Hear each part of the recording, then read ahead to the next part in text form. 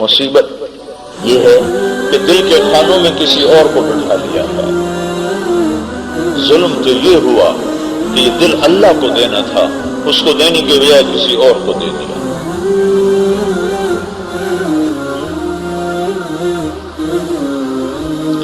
تو ایسے ہی ایک مثال بنی ہوئی ہے، مولانا روم نے یہ حکایت لکھی ہے کہ لیلا خیرات تقسیم کر رہی تھی، لوگ آ رہے تھے لے رہے، جب مجنوں آیا تو اس کا پیالہ پکڑ کے توڑ دیا تو وہ رقص میں آ گیا۔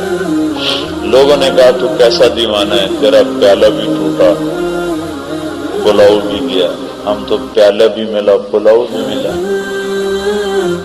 تو مجنوں نے جواب دیا، اسے پتا ہے تم پلاؤ والے ہو اور یہ میرا ہے، اس کا توڑ بھی دیا تو بھی میرے ہی پاس آئے گا، اور تمہیں ملے گا تو آئے گا، آؤ گے، نہیں ملے گا تو نہیں آؤ گے۔ یہ دل اللہ کے لیے ہے، اسے اللہ کو دے دو، پھر سوچ کے انداز بدل جاتے ہیں۔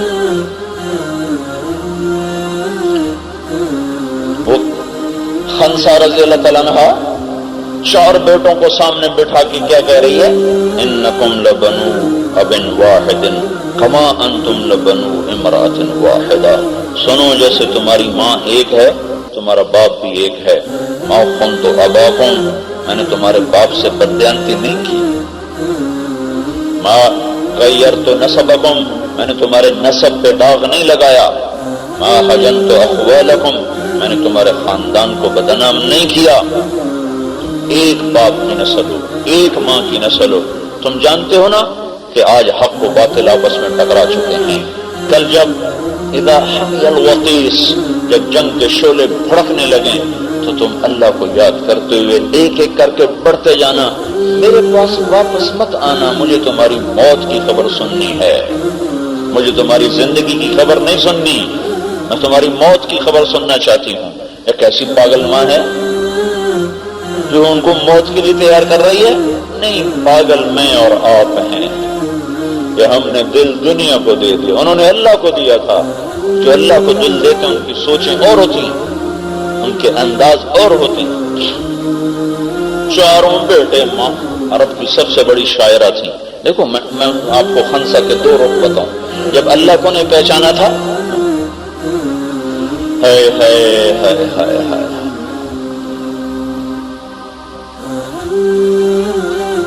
تو ایک بھائی کے قتل پر یہ عورت ایسا روئی تھی کہ اس نے سارے عرب کو رلا دیا تھا۔ بھائی تو اتنا دل کے قریب نہیں ہوتا جتنا بیٹا ہوتا ہے، تو فطرت کا قانون ہے، اسے کون بدلے۔ سخر ان کا بھائی تھا، وہ بڑا سردار تھا، ان کا خامن جواری تھا، جوئے میں سب کچھ ہار دیتا تو سخر پھر بہن کا گھر بھر دیتا، پھر وہ جوئے میں ہار دیتا، وہ پھر بہن کا گھر بھر دیتا۔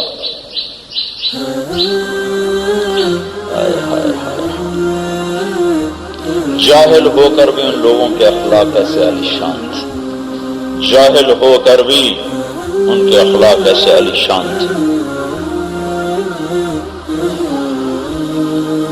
وہ قتل ہو گیا، لڑائیاں تو ہوتی رہتی تھیں، ایک لڑائی میں قتل ہو گیا، اس کے قتل پر جو اس نے مرثیے کہے تو عرب کے پتھر دل بدو، جب مکے کا بازار لگتا تھا اوقات کا اور اس کا خیمہ ایک چوٹی پر ہوتا تھا، اور وہ جو باہر نکل کے جب سخر کی یاد میں شیر کہتی تھی تو عرب کے پتھر دل انسان ایسے روتے تھے جیسے بچہ بلک بلک کے روتا ہے۔